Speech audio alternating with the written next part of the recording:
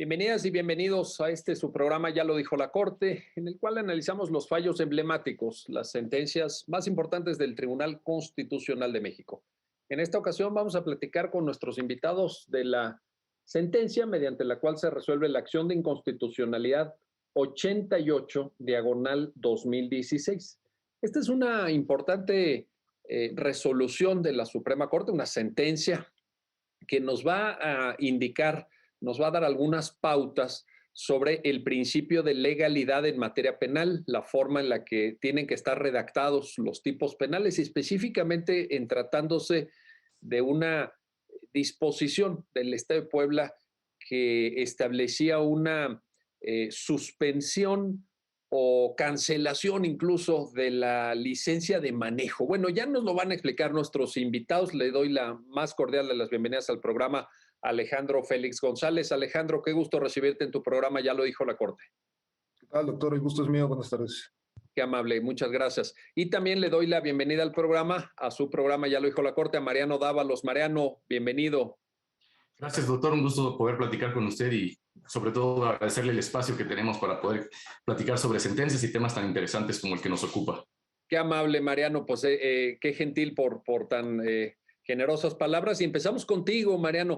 A ver, cuéntanos. Se trata de una acción de inconstitucionalidad. Por tanto, estamos hablando de un control abstracto, ¿verdad? Lo que siempre decimos, control abstracto, es un planteamiento que hace la PGR. ¿Qué dice? ¿Qué dice la PGR? ¿Qué argumentos pone a consideración de la Suprema Corte, Mariano, por favor? Claro que sí, doctor. Pues este asunto es por demás importante y para mí resulta un asunto que hasta pedagógicamente tiene trascendencia, puesto que toca un tema de importante trascendencia en materia penal, que es el principio de legalidad, como ya bien lo apuntaba usted. Y a partir de esta sentencia podemos encontrar cuál ha sido el desarrollo que ha tenido la Corte respecto de ese principio, que puede parecer algunas veces y para algunos estudiantes de derecho sencillo de entender en los libros, pero difícil de comprender en las palabras y en los casos prácticos. Y la relevancia de este asunto está precisamente en los argumentos que hace valer la Procuraduría General de la República enderezados para controvertir la constitucionalidad de esta norma a través de esta acción de inconstitucionalidad como medio abstracto. Y hace particularmente dos planteamientos.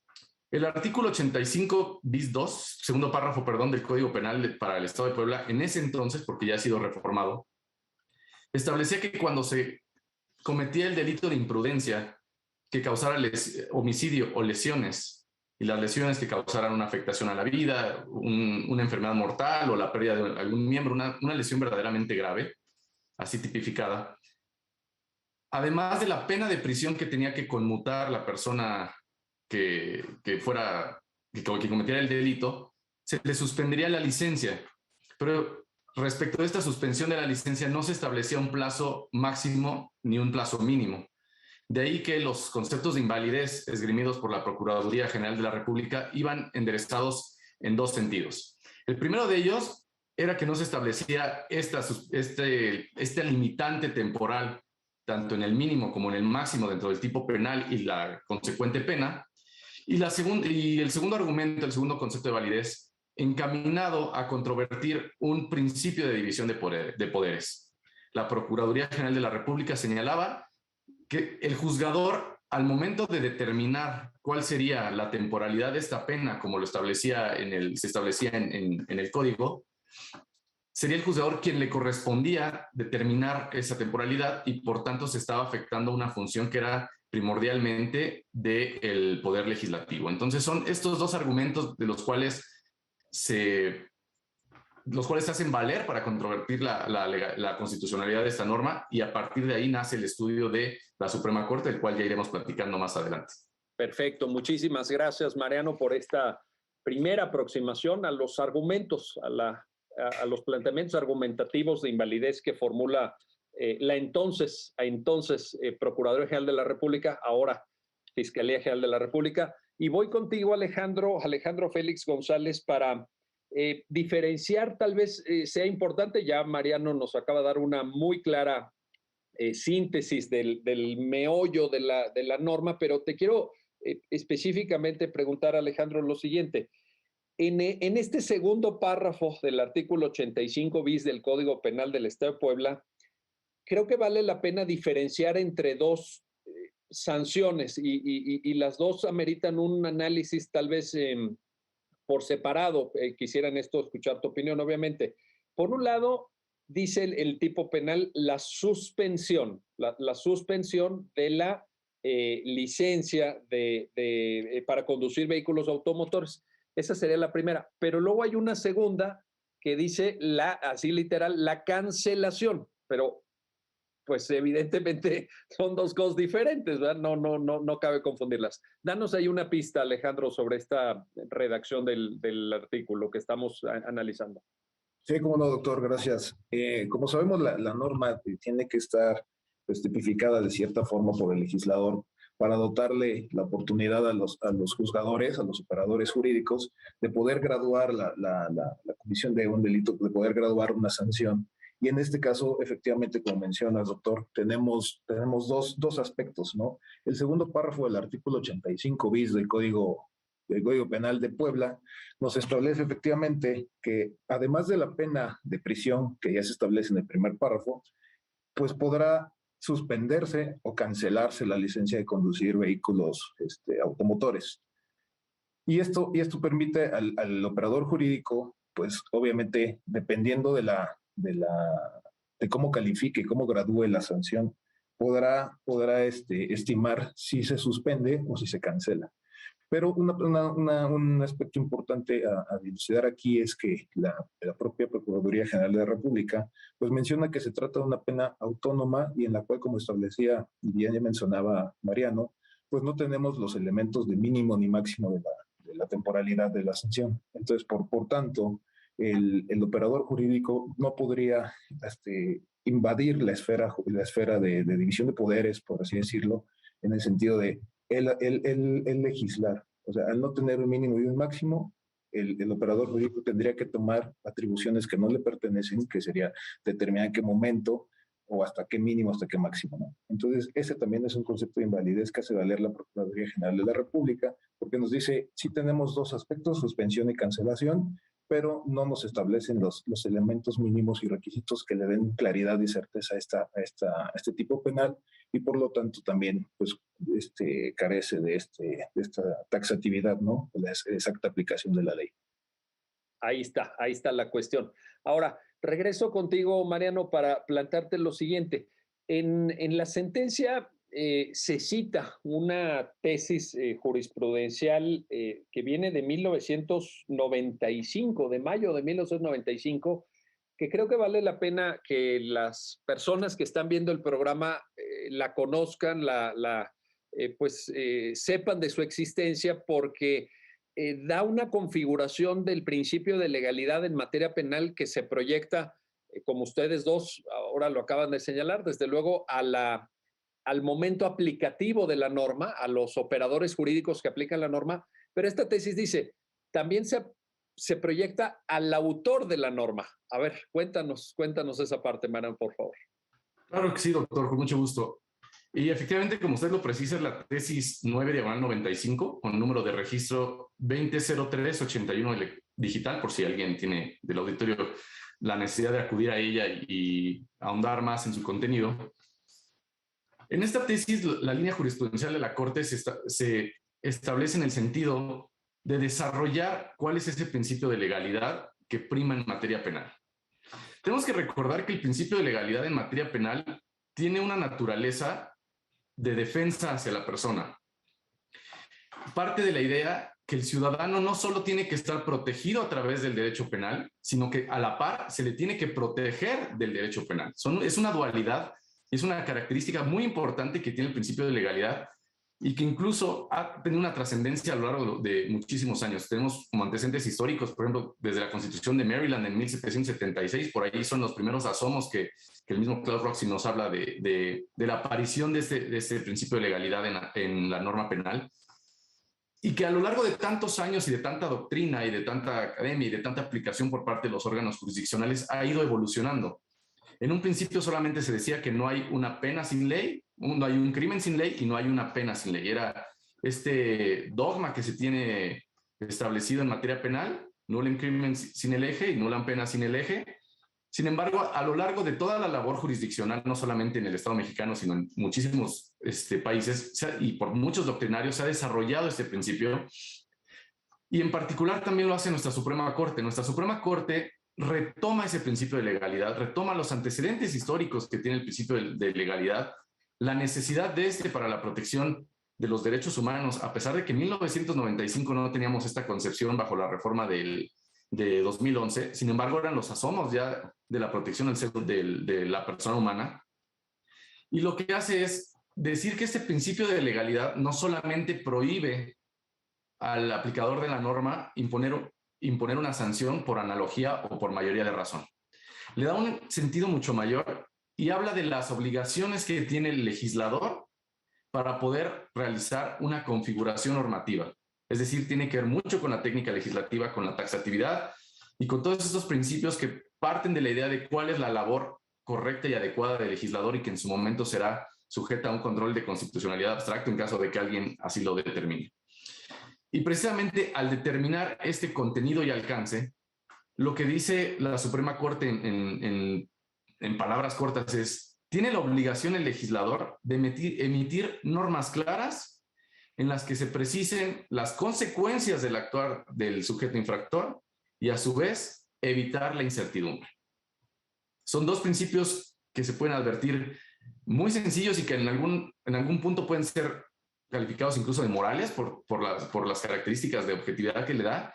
Sin embargo, tienen un referente importantísimo y es de vital importancia que los juzgadores, al momento de evaluar una constitucionalidad de una norma, o los mismos legisladores al momento de formular una norma, atiendan estos principios, que es precisar cuáles son las consecuencias, y precisar las consecuencias es establecer cuál es la pena y también cuál es la temporalidad que va a tener esa pena.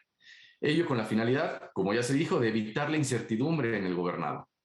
Esa es, creo yo, doctor, la parte más importante de cómo determina el contenido y alcance de esa garantía de exacta aplicación de la ley, reflejada como parte del principio de legalidad en materia penal.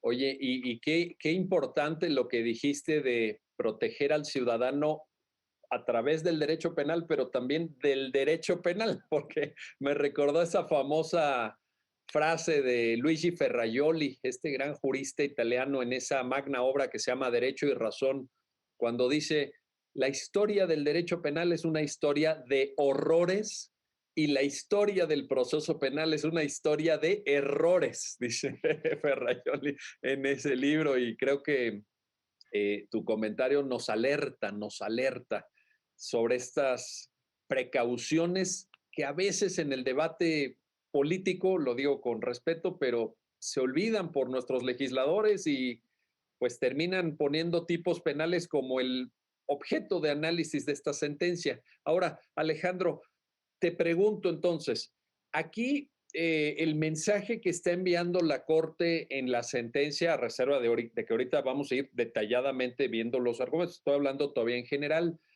Alejandro Félix González, ¿sería un mensaje dirigido al legislador de cuidado, de análisis, de acuciosidad en la redacción de los tipos penales? ¿Ves en esta sentencia, bueno, y en otras, porque no es el único caso, hay antecedentes, hay precedentes de la propia Corte, pero ¿leerías, Alejandro, la sentencia desde esa óptica? ¿Te parece adecuado ese punto de vista? Sí, me parece que la sentencia en términos generales da como dos parámetros o dos lineamientos, ¿no? Uno retomando la propia doctrina de la Suprema Corte plasmada a través de criterios jurisprudenciales o de las tesis que emite. Yo creo que hay dos lineamientos que marca, o dos pautas que marca, y una va dirigida para los tribunales o los juzgadores, en los que le dicen no solamente tienes que aplicar la norma que te emiten los legisladores o el Poder Legislativo, sino también al propio Poder Legislativo le está emitiendo un lineamiento en el cual le dice: tú tienes el deber de emitir, sobre todo en tipo penal, ¿no? Sobre todo en tipo penal, las normas que emitas o que creas tienen que estar claras, precisas, y tienen que contener todos los elementos de la que le permita al ciudadano o a la ciudadanía en general conocer tanto las consecuencias jurídicas como la sanción y el tipo de falta, ¿no? Para poderle generar certeza y seguridad jurídica a los mismos gobernados. Entonces yo creo que sí, esta sentencia y tanto como muchas otras, pero la doctrina de la Suprema Corte en general, pues sí emite estas dos lineamientos, estos dos parámetros, ¿no? Tanto para los juzgadores, tribunales, como para el propio sistema creador de las normas, el Poder Legislativo. Oye, y lo que dices, destacando la necesidad de que la legislación, el trabajo de los representantes populares sea acucioso, pero subrayas, Alejandro, en materia penal. ¿Y qué razón tienes? ¿Qué razón tienes? Porque pues está en juego, la materia penal, están en juego bienes jurídicos de gran relevancia, ¿no? Yo creo que por ahí va el acento que pusiste en tu comentario, ¿verdad?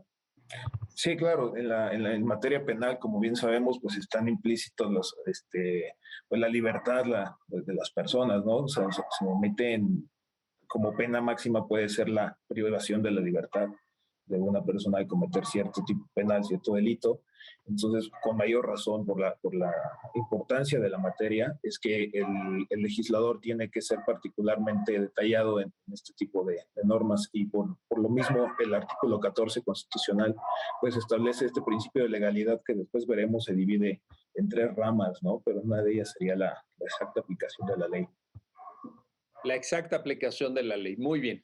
Bueno, vamos a hacer una pausa, no se vayan, regresamos enseguida para continuar en esta conversación con nuestros invitados alrededor de la sentencia de la Suprema Corte que resuelve la acción de inconstitucionalidad 88 diagonal 2016.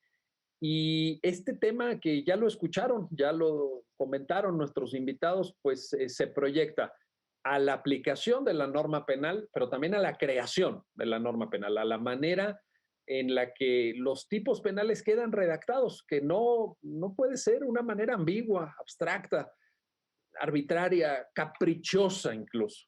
Tiene que ser una redacción que cumpla con lo que exige nuestro texto constitucional. Regresamos enseguida.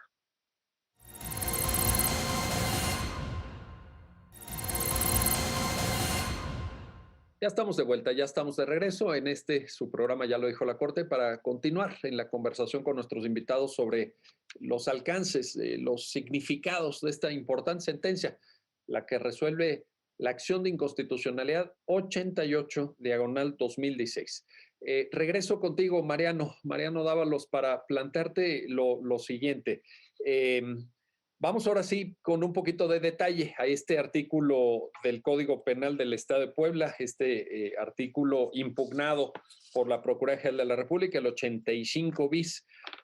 A ver, estas dos sanciones, por un lado, que por cierto, también cabría notar para quienes están viendo el programa, este artículo fue reformado varias veces. Aquí se citan varios textos en distintos momentos, algún texto de 2012, de 2016, hay una reforma 2018, pero en toda la redacción se mantiene esta duplicidad de las sanciones independientemente de la pena privativa de la libertad para el delito de imprudencia.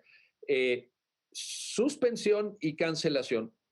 Vamos a analizarlo por separado, Mariano. ¿Qué pasa con la suspensión? ¿Cuál es el problema con la suspensión de la licencia que específicamente analiza la Corte?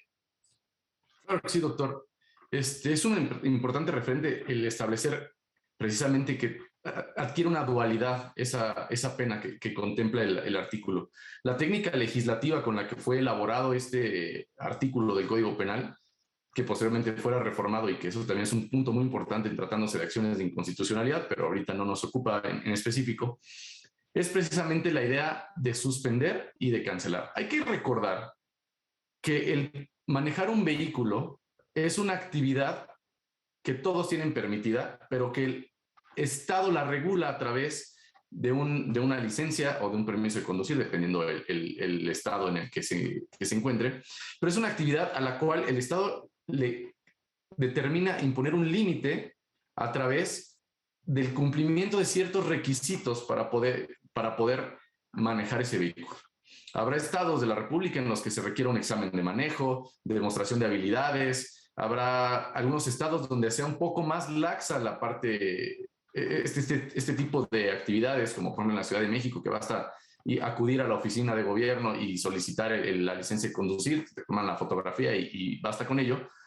Pero esa facilidad que tenemos para acceder a una licencia de conducir no implica que deje de estar presente la mano del Estado. Por tanto, lo que se procura a través de estos tipos penales es que esa actividad del Estado sea limitada como consecuencia de la comisión de un delito. Y de ahí que parte la naturaleza de dos cosas distintas. La primera, la suspensión, y la suspensión la tendríamos que entender como una limitante para ejercer ese derecho, para solicitar ese permiso y que el Estado nos conceda la posibilidad de manejar un vehículo, una limitante de forma temporal. Ese creo yo que sería la principal característica de la suspensión, que es una cuestión de forma temporal, y en tratándose de la cancelación, se vuelve como el propio tipo penal lo dice, es una cuestión de forma definitiva. Es decir, no podrá el sujeto volver a solicitar al Estado ese permiso o esa licencia para poder desarrollar la actividad de manejo de vehículos. Esa es la política pública que se establece es una política pública que se encuentra reflejada en una norma, que es limitar el poder acceder al derecho de manejar un vehículo automotor como consecuencia de un delito. De ahí lo importante de estas dos sanciones. Entonces, creo yo que el principal punto a distinguir, con lo que me gustaría que el auditorio se quedara, es la distinción entre la suspensión y la cancelación está en una cuestión de temporalidad. Mientras que la suspensión debe verse a la luz de un tiempo determinado, que incorrectamente este tipo penal no lo contenía, y la cancelación se ve a la luz de una cuestión definitiva, es decir, impedir de manera total el acceso de nueva cuenta a la ciudadana o al ciudadano que comita el delito a este beneficio. Ahí tenemos la diferencia importantísima, creo yo, para entender precisamente el alcance de esta sentencia y lo que se estableció originalmente en el artículo 85 bis del Código Penal del Estado de Puebla. Ahora, Alejandro Félix González, a ver, hay dentro de las múltiples reformas de que fue objeto este artículo, hay una publicada el día 20 de septiembre del 2016 que creo que da lugar precisamente a uno de los argumentos de la PGR, específicamente al segundo de ellos en el orden de aparición de sus conceptos de invalidez, que tiene que ver con que, por ejemplo, dice en la última parte, este párrafo segundo del artículo 85 bis, la duración de la suspensión será señalada en sentencia. Será señalada en sentencia. Y pues yo veo ahí, y te pregunto, Alejandro, yo veo ahí un problema, porque en términos de lo que Mariano nos acaba de exponer con mucha claridad, esta temporalidad en la norma no aparece en el código, pues, que creo que es donde debe aparecer, pero bueno, pues cuéntanos esa parte, por favor. Efectivamente, doctor, esta adición al párrafo 86, al artículo 85 bis que se impugnó en esta sentencia a través de esta acción de inconstitucionalidad, pues establece, aparte de lo que ya platicamos de la suspensión y la cancelación, también le deja la facultad, pareciera que es una facultad que le deja al arbitrio del juzgador, le deja pues establecer la duración de esta suspensión, que como decíamos es temporal y debería estar establecido el tiempo que le van a quitar a una persona su licencia de conducir como medida, como una sanción, pero gradualmente sería o suspenderla o cancelarla, ¿no? Entonces, el aspecto de dejarle al arbitrio o a la decisión del propio juzgador cuando corresponde por la doctrina de la Suprema Corte que ya hemos visto, corresponde al legislador establecer esta duración para poder cumplir con este principio de legalidad como derecho fundamental, pues al dejárselo a la decisión del juzgador, pues está, como mencionaba hace un momento, está invadiendo la competencia o las facultades que se le otorgan constitucionalmente a otro de los poderes, que sería en este caso el poder legislativo. Por tanto, yo creo que se actualiza la vulneración al principio de legalidad al dejarle esta libertad amplia al juzgador de decidir bajo las particularidades que se cometan al hecho concreto, al caso concreto, pero le deja la facultad al juzgador para poder determinar, con base en todas estas particularidades que obren en el expediente, cuánto será el tiempo de la duración que se va a suspender la licencia de conducir. Entonces, esta es una particularidad que también en concepto de invalidez hace valer la Procuraduría General de la República como accionante de este control de constitucionalidad. Ahora, ahí hay un elemento, Alejandro, que creo que vale la pena también poner a consideración de quienes están siguiendo el programa, que es el hecho, creo que Mariano también ya lo comentó, de que esa temporalidad es esencial a la sanción. Es decir, lo que caracteriza la suspensión, lo que la suspensión pueda significar, tiene que ver con esta temporalidad, que curiosamente el legislador omite señalar en la propia norma, ¿no? Ese carácter esencial es lo que exige que la temporalidad aparezca en la norma, ¿no? ¿No te parece, Alejandro? Sí, por supuesto. O sea, al hablar de suspensión es necesario que vaya acompañada de una determinación de tiempo, ¿no? Que se establezca un tiempo por el cual se va a suspender. Si no, la norma carecería de certeza por no establecerte en el tipo cuál va a ser la duración de la suspensión. Una suspensión tiene que ir acompañada de un aspecto de carácter temporal, como bien mencionaba Mariano y también usted, doctor. La suspensión es necesario que tenga que verse acompañada por un establecimiento de un tiempo, ¿no? El tiempo por el cual se va a suspender. Esa es la característica, exactamente. Muy bien. Ahora, regreso contigo, Mariano, para lo siguiente. Ya Alejandro nos anunciaba, y tiene toda la razón, evidentemente, que este principio de legalidad en materia penal puede tener diferentes manifestaciones. Tú mismo citabas taxatividad, etcétera, pero ahorita quiero traer a colación, en función de lo que acaba de señalar con mucha claridad Alejandro, el principio de reserva de ley. Es decir, la idea de que la norma penal sea un producto del legislador, un producto de un representante popular que está investido, al menos así lo indica la teoría, de legitimidad político-electoral, porque ha sido electo por la ciudadanía, en fin, y que es él el que determina legislación penal, legislación tributaria, porque también hay reserva de ley en materia fiscal, artículo 31, fracción cuarta de la Constitución, etcétera.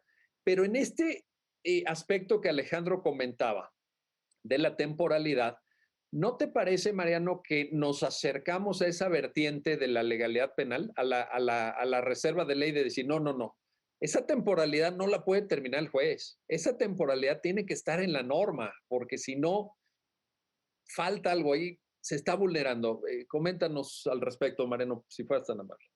Con gusto, doctor. Efectivamente, ya como bien y muy bien lo desarrolló Alejandro ya tan a detalle, esa falta de temporalidad que se establece en la suspensión es una labor que debió haber hecho el legislador de manera previa. En este punto me gustaría recordar que el principio de legalidad en materia penal tiene 4 aristas importantes.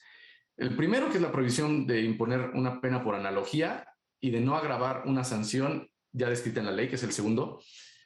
Pero esos 2 aristas del principio de legalidad están enfocadas en el juzgador. ¿Qué es lo que tiene que hacer el juzgador al momento de imponer la pena? ¿Cuál es el papel que juega el juez? Que es no agravar una sanción que no está prevista en la ley, y también no imponer una pena por una analogía. Es decir, porque se parece la conducta, voy a aplicar la norma más parecida al hecho concreto si es que no se encuentra correctamente tipificado en la norma. Sin embargo, también existen puntos importantísimos y se desarrollan otros 2 puntos del principio de legalidad en cuanto a la tarea del legislador. Y el legislador tiene dentro de este principio de legalidad 2 cuestiones específicas. Que el primero tiene una prohibición una prohibición de hacer leyes penales indeterminadas, y el segundo de ellos, que no es materia de estudio en esta sentencia, es la prohibición de legislar afectando el principio de retroactividad, es decir, legislar sobre conductas pasadas. Nosotros nos quedamos en el primero, que es la prohibición de hacer leyes indeterminadas. ¿A qué nos referimos con leyes indeterminadas? Es exactamente lo que en este caso nos sucedió Y por eso me gusta decir que es una sentencia tan didáctica que debería ser de lectura obligada en estudiantes de la licenciatura, porque es una forma en que la Corte les explica al mundo, literal, les explica a la sociedad cómo es que se desarrolla ese principio de legalidad. Y es precisamente esa prohibición de hacer leyes indeterminadas. Y la Corte lo dice muy claro en la sentencia. Dice, la garantía de exacta aplicación obliga a la autoridad legislativa, es decir, es una vinculación al legislador, a pesar de que la acción de inconstitucionalidad es abstracta, realmente le está diciendo, lee entre líneas de qué manera tienes que poder configurar tu sistema normativo. Le obliga a emitir normas claras para que la pena sea objetiva y sea justa. Pone ahí dos criterios éticos y morales, que es la objetividad y la justicia, que adquieren un carácter relevante en la sentencia al momento, no en que se interpreta la norma, sino en que se argumenta sobre la norma. Entonces, este punto es importantísimo en la sentencia y es el principal reflejo de cómo se afecta el principio de legalidad por parte del legislador al momento de configurar de manera incorrecta una sanción y, por tanto, decir que no es válida en su imposición. Este es el punto más importante, creo yo, y la vertiente del principio de legalidad en materia penal de la cual se trata en la sentencia. Hay que recordar que es una acción de inconstitucionalidad, un medio abstracto, es decir, no se está juzgando sobre una sentencia, sobre un caso específico, sino se está llevando a cabo ese control sobre el cúmulo total de la norma, para lo cual se debe analizar la norma de manera integral y es por ello que la Corte llega a esta conclusión trayendo una figura del derecho que tiene muchísimos años de existir, tiene muchos siglos, que es el principio de legalidad, y cómo le da el contenido y alcance, y vemos que al resolver asuntos ya todavía en esta época se sigue trayendo a colación. Eso creo yo, doctor, que sería lo más relevante en cuanto al principio de legalidad. Oye, y se sigue trayendo a colación, como muy bien apuntas, porque siguen legislando mal. El punto es ese, que no, digo, esto pues se remonta al pensamiento de la Ilustración, a esa obra fabulosa del Marqués de Beccaria, que se llama De los delitos y de las leyes, a toda la teoría de la buena legislación penal de Gaetano Filangieri o los lineamientos de legislar también en materia penal de Jeremy Bentham ya en el siglo XIX, en fin. Y seguimos, fíjate, tantos siglos, tanto aprendizaje, tanta doctrina. Tú mismo decías, Klaus Roxin, citaba yo a Ferraioli, pues parece que no son muy versados algunos legisladores, pensémoslo así, en este tipo de cuestiones y dan lugar también a otra problemática quizá no enfocada como tal en la sentencia, que ha sido objeto de otros pronunciamientos de la Corte, de los tipos penales en blanco.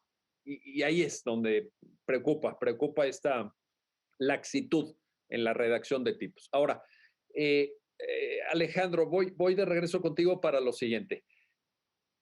Luego este artículo se reforma y ya el legislador de Puebla incorpora en algún momento, porque son varias las modificaciones que sufre el texto, incorpora ya una temporalidad de 1 a 10 años para la suspensión. ¿Con eso estaría cubierto ya el tema de constitucionalidad? ¿Con eso podemos ir?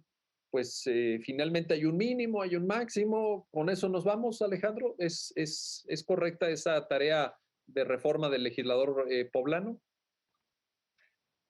Qué bueno que lo comentas, doctor, porque sí pareciera en un primer acercamiento cualquier persona podría decir, oye, pero ya se subsanó el error, entonces por qué no ya prácticamente el legislador se dio cuenta, sin necesidad de una sentencia de la Suprema Corte, se dio cuenta de este vacío, de este error en el que estaba cayendo, vulnerando el principio de legalidad en su vertiente de taxatividad.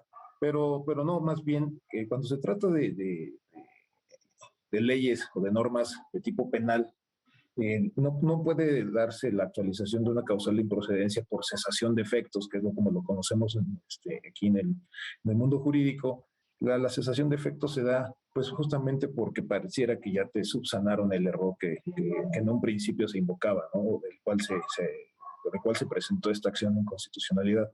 Pues resulta que no, que cuando se trata de materia penal, la vulneración por los delitos cometidos en el tiempo que estuvo vigente esta norma, que en este caso fueron 6 meses, pues hubo gente que fue sancionada o que fue procesada por este tipo de delito bajo esta normatividad, esta norma vigente en ese momento, ¿no? Entonces, por lo mismo, no puede darse la cesación de efectos y la causal de improcedencia por cesación de efectos, porque en algún momento, en un periodo determinado, esta norma estuvo vigente y, por tanto, es obligación de la Suprema Corte blindar a la ciudadanía, sobre todo cuando se advierte que sí que se vulnera el artículo 14 constitucional, pues blindar a la ciudadanía y decir, si en algún momento tú fuiste parte de un proceso penal por esta conducta y se te estaba aplicando la suspensión indefinida, porque la tenía que dictar el juez, como vimos, la suspensión indefinida de tu licencia de conducir, pues para ese periodo en específico se determina la invalidez de la norma, pero justamente porque en materia penal no se puede dar la cesación de efectos. Correcto, ahí está la cuestión. Bueno, vamos a hacer una pausa, no se vayan, regresamos enseguida para continuar en la conversación, en el análisis de esta importante sentencia del Tribunal Constitucional de México, mediante la cual se resuelve la acción de inconstitucionalidad 88/2016. Regresamos enseguida.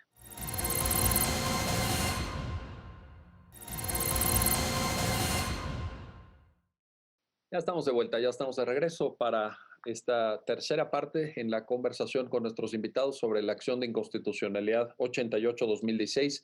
Y quiero ahora regresar contigo, Mariano Dávalos, para lo siguiente. Hemos analizado, hemos comentado, creo yo que de manera extensa inclusive, el tema de la sanción que consiste en la suspensión y todo el tema de las dificultades que en términos de constitucionalidad representa el hecho de que no se haya incluido una determinación por parte del legislador de esta temporalidad.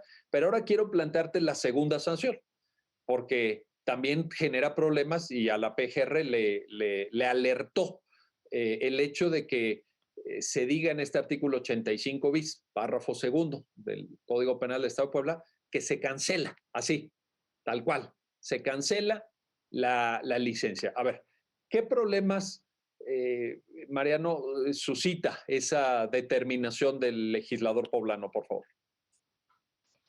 Gracias, doctor. Pues en el caso específico, y hablando de la forma en que lo resolvió la Corte, en lo tocante a la cancelación, la Corte lo que hace es, como consecuencia de la desaparición de la suspensión, va a desaparecer la cancelación también. ¿Por qué se hace de esta manera? Es bien importante el entender que estamos ante una acción de inconstitucionalidad.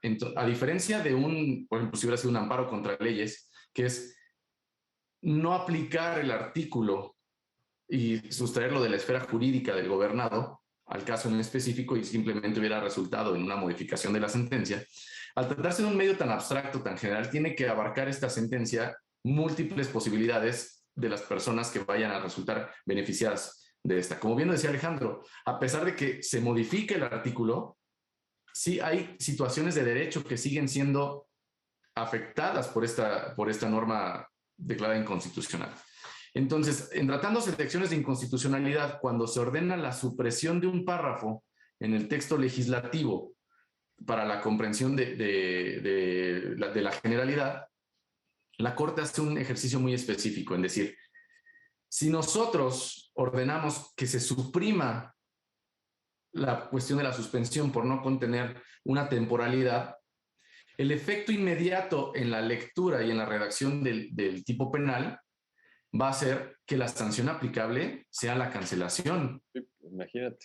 Entonces resulta peor, porque si bien en un primer momento el juez se le pudo haber ocurrido 15 años, pues resulta que ahora ni siquiera va a poder ejercer ese arbitrio el juzgador, que sería la graduación de la pena, que es otro tema bastante interesante, de qué forma el juez va a graduar esa pena a partir de los elementos que el Poder Legislativo ya le dio. Entonces, la consecuencia directa sería la cancelación automática de la licencia de conducir, lo cual tampoco daría pie a que el juzgador pudiera llevar a cabo su arbitrio dentro de ese cúmulo de herramientas que tiene a su alcance legislativas. Por tanto, lo que hace la Corte en tratándose de la cancelación es decir, como vía de consecuencia, a efecto de que el tipo penal no quede mayormente agravado a como estaba redactado en un principio, también se tiene que eliminar. No queda de otra, poniéndolo en palabras coloquiales, que eliminar toda esta sanción autónoma que contenía en su redacción el tipo penal. Esa es la forma en que la Corte le da solución, en la que elimina la posibilidad de que también se cancele la licencia de conducir y por tanto, entendiéndolo de esa forma, únicamente va a quedar jurídicamente viva la sanción de privación de la libertad. De ahí que desaparece tanto la suspensión como la cancelación y se ordena también la eliminación de ese párrafo en la sección que se va a tener sobre el artículo.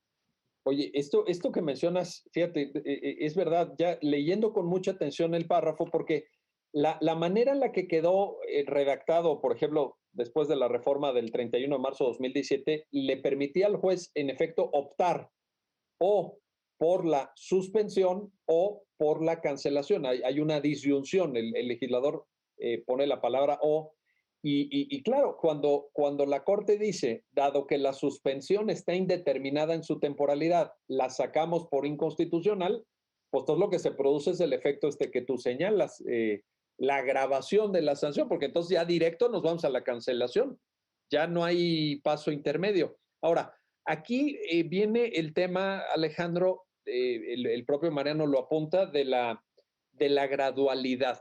Porque fíjate, decíamos en bloques anteriores, bueno, es que si el legislador no señala la duración de la suspensión y le reenvía esto al juzgador y le dice al juzgador, no, pues tú en la sentencia, tú dime cuánto va a durar suspendida la licencia, se daría una invasión de funciones. Pero aquí no podríamos también pensar que se da al revés en el sentido de decirle al juez, oye, tienes que dictar la cancelación, pero la cancelación que es un acto pues ya definitivo, total, el propio Mariano lo apuntaba, ya es para siempre.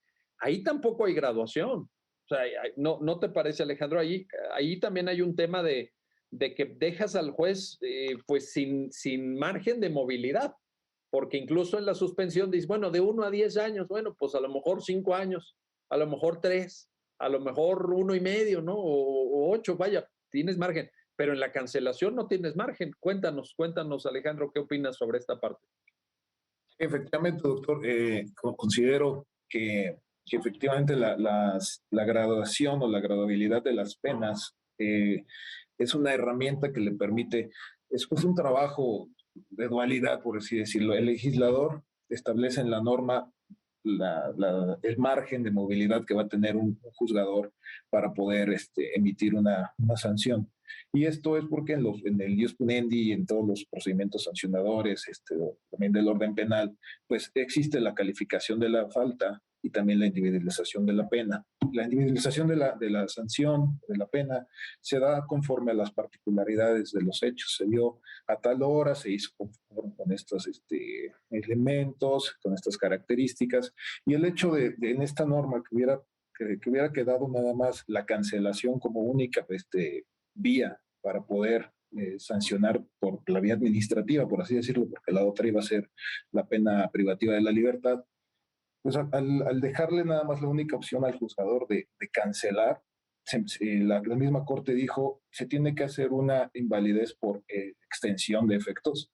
En esta extensión de efectos, como bien decía ya Mariano, no permite que la norma se lea en el sentido de, además se sancionará con la cancelación definitiva, porque esto resultaba ser una norma excesiva cuya pena, pues como ya bien dije, sería extrema, excesiva, y no permitiría esta movilidad al juzgador. Entonces, fue por esa razón que se declaró la invalidez por extensión de efectos, porque efectivamente la graduabilidad de las normas es una herramienta que permite al juzgador establecer pues, parámetros, ¿no? Parámetros conforme a las particularidades que se den en la realización del hecho delictivo. Oye, esto que señalas es importantísimo porque además si nos fijamos en el primer párrafo del artículo que estamos analizando, del 85 bis, contiene dos supuestos muy diferentes. que lesionan bienes jurídicos también de distinta, diría yo, relevancia o importancia. Uno es, dice, cuando con el delito de imprudencia se cause homicidio, y ahí estamos afectando el bien jurídico vida, o lesiones de las enumeradas en tal y tal artículo, etcétera. Pero entonces, pues evidentemente, como tú muy bien lo dices, Alejandro, el juzgador, a la luz de las circunstancias del caso concreto, valorará y con ese margen estimará la sanción aplicable, porque es muy diferente privar de la vida a una persona que lesionarla, ¿no? Entonces ahí también, digamos que este párrafo segundo, en la lógica del monto de la sanción y de que ahora, pues en términos de la cancelación, la sanción es fija, es total, es definitiva, no hay margen, no permite al juzgador valorar eso, si fue homicidio o si fueron lesiones. ¿No te parece también relevante, Alejandro, esa parte? Sí, claro. Pues si nos remontamos al primer párrafo, como bien lo mencionas, doctor, pues habla de dos tipos, ¿no? O sea, el tipo penal es la imprudencia, pero ¿qué ocasionarías con la imprudencia? El homicidio, privar de la vida a alguien, o lesiones, lastimar su integridad física. Y aparte establece como elementos agravantes si esta persona que cause este tipo de lesiones o el homicidio, pues se encontrara en estado de embriaguez superior a ciertos grados o bajo los efectos de estupefacientes o psicotrópicos. Entonces, todas estas particularidades efectivamente pues, permiten al juzgador aterrizar los hechos del caso concreto a la norma y poder graduar sobre este tipo y en específico el primer párrafo que nos habla de sanción privativa de la libertad. Entonces, sí considero que pues tiene las mismas consecuencias en el caso de esta acción de inconstitucionalidad, como bien decían al describir los hechos o los antecedentes, pues la Procuraduría General de la República únicamente se enfocó a presentar conceptos en contra del segundo párrafo, pero por eso es que nos estábamos centrando en eso, pero hablando ya doctrinalmente, sí también la graduación de la pena también aplica en el primer párrafo, ¿no? Donde habla de homicidio y de lesiones para el juzgador. Exactamente, ahí está la cuestión. Ahora, regreso contigo, Mariano, para un tema que a lo mejor puede parecer que es un tema excesivamente de técnica jurídica, etcétera, pero que creo que tiene un punto de relevancia práctica que vale la pena destacar. Los efectos de la sentencia, porque obviamente sabemos que en general la declaratoria de invalidez de una norma surte efectos hacia adelante en el tiempo, pero aquí se da una peculiaridad, aquí se da una circunstancia, que es en materia penal, ayúdanos a entender el alcance de esta sentencia respecto de cómo se proyectan en el tiempo los efectos de la declaratoria de invalidez que hace la Corte en el propio fallo. Mariano, por favor. Claro que sí, doctor. Pues de este punto ya Alejandro nos adelantaba un poco al momento de hablar sobre las reformas que sufrió el artículo, de cómo al estar frente a una acción de inconstitucionalidad en materia penal sobre una norma penal, los efectos de esa norma pueden seguir teniendo vida jurídica respecto de actos que ya se cometieron en el tiempo. Es decir, cualquier medio de control de constitucionalidad y en general las acciones de inconstitucionalidad, en su mayoría y la regla general es que tienen efectos a futuro. Muestra de ello, por ejemplo, es la solicitud de una modificación de jurisprudencia, porque se considera que ya no es válida o atiende a un contexto histórico y un contexto jurídico distinto. La Suprema Corte modifica esa jurisprudencia, sin embargo, se prohíbe que a asuntos que ya se resolvieron o que están pendientes de resolverse, bajo la luz de otra jurisprudencia, pueda afectarse la situación jurídica. En este caso pasa completamente lo contrario. Como se trata de normas en materia penal, y en materia penal surge un principio que debe de temporalidad relativo a que se tiene que juzgar conforme a la norma que se encontraba vigente al momento de la comisión de los hechos, es que existe la posibilidad de que de forma retroactiva se aplique en beneficio de la persona que se encuentra que ya fue juzgado, que se encuentra en proceso en su beneficio se pueda aplicar lo determinado en esta acción de inconstitucionalidad. Es decir, para ponerlo en ejemplos prácticos y sea mucho más sencillo, vamos a suponer que una persona en el estado de Puebla, durante la vigencia de esta norma, en estado de embriaguez, saliendo de la fiesta de fin de año del trabajo, se le pasaron los tequilas, atropelló a alguien y lo mató. Vámonos al caso más extremo. En su momento, pues un juez del orden común que tiene como obligación aplicar la norma que se le está haciendo presente, como decía usted, ellos tenían la obligación de decir, pues, te fijo la pena. Entonces, se imponía una pena de suspensión de temporalidad de la licencia, vamos a suponer, por 10 años, porque el juez así lo determinó. Con motivo de lo resuelto en esta acción de inconstitucionalidad, existen herramientas jurídicas para poder hacer valer que esa suspensión de la licencia desaparezca, que ya no tenga vigencia en el tiempo. Y eso es a lo que se denomina que tenga efectos retroactivos, es decir, va a viajar en el tiempo hacia atrás y va a afectar una situación jurídica que ya se encontraba determinada por la misma naturaleza penal. ¿Por qué ya no a futuro? Porque si se comete en un futuro esa comisión del delito, suponiendo que no fue reformada el artículo, pues lo único que se va a hacer es tenerlo como ya no incluida en su redacción esa pena.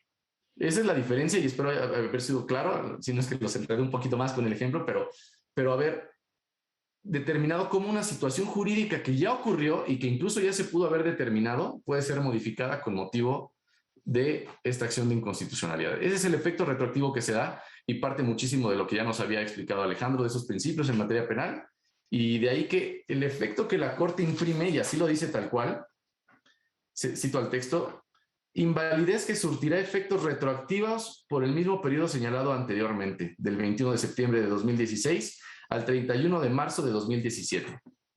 Esa es la importancia y la característica que puede parecer muy técnica, pero que en lo fáctico es más entendible al entender que, valga la redundancia, que va a poder afectar una situación jurídica que ya había ocurrido y ya se encontraba determinada. Oye, y no, yo creo que ha quedado muy claro y sobre todo destacar retroactividad, pero en beneficio. Así en es. beneficio, que no está prohibida. La que está prohibida es en perjuicio. Eso sí, pero artículo 14, párrafo primero, ¿va? Pero en beneficio no. Entonces ahí queda muy claro. En esa parte no nos deja ninguna duda. Muy, muy clara tu explicación, Mariano. Y para cerrar el programa, Alejandro, un último comentario sobre esto. Mira, me llamó la atención y creo que es positivo, creo que es alentador, pues, en la sentencia, que la Corte dice, para el eficaz cumplimiento de esta sentencia, también deberá notificarse al Tribunal Superior de Justicia del Estado de Puebla, a los tribunales colegiados y unitarios del sexto circuito, que es el que corresponde, en efecto, a la competencia territorial allá en Puebla, y a la Fiscalía General del Estado de Puebla, fíjate. Entonces uno pues pensaría, oye, pues el promovente de la acción fue la PGR, se trata de una norma de rango legislativo, pues será un diálogo entre el legislador poblano y la PGR, pero aquí la Corte dice, no, espérenme, es que ustedes, estas autoridades que estamos mencionando, pues también tienen que estar atentos ahí para, me imagino, Alejandro, y ahí te pido el comentario, para estos efectos retroactivos favorables a quien pudiera haber sido sujeto de un proceso penal aplicando esta norma, ¿no?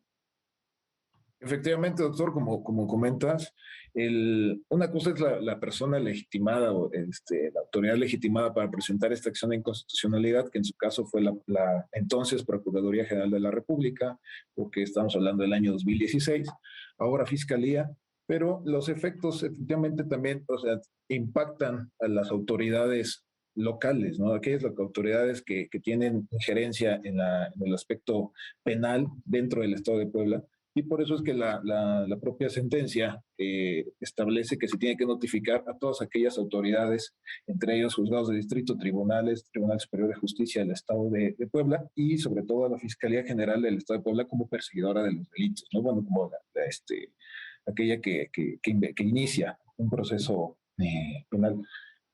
Por eso es que se ordena para que tengan como conocimiento inmediato a partir de la notificación de los puntos resolutivos, que tengan un conocimiento inmediato de que este tipo si en el caso alguna de estas autoridades, tanto llevaran una investigación de esa índole, en este caso concreto, de este tipo penal en específico, pues aplicaran o que ya supieran que el máximo órgano de nuestro país, el Tribunal Constitucional, ya se pronunció y eliminó la redacción total del segundo párrafo del artículo 85 bis del Código Penal del Estado de Puebla.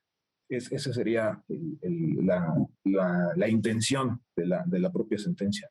Perfecto, muy bien. Bueno, pues ojalá que estas autoridades y específicamente las locales del Estado de Puebla pues hayan estado alerta de esto y ya sea porque se está instruyendo una investigación o incluso porque ya se judicializó alguna carpeta y existe un proceso penal o una sentencia condenatoria incluso en contra de una persona, pues que se aplique el criterio de la Corte, que se aplique el criterio de la Corte.